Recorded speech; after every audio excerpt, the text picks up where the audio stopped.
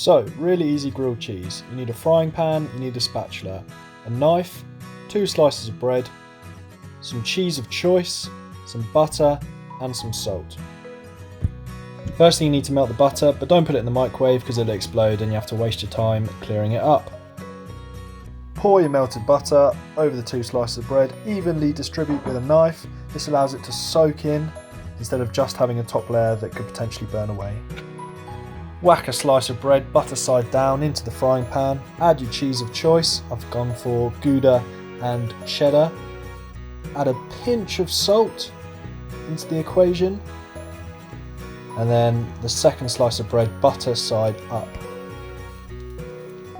Now you've got to keep an eye on your grilled cheese, move it regularly with your spatula.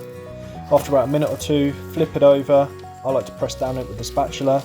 Another minute or 2, give it another flip, just check the other side. Cheese should be melted. Excellent. Stick it on a plate, cut in 2.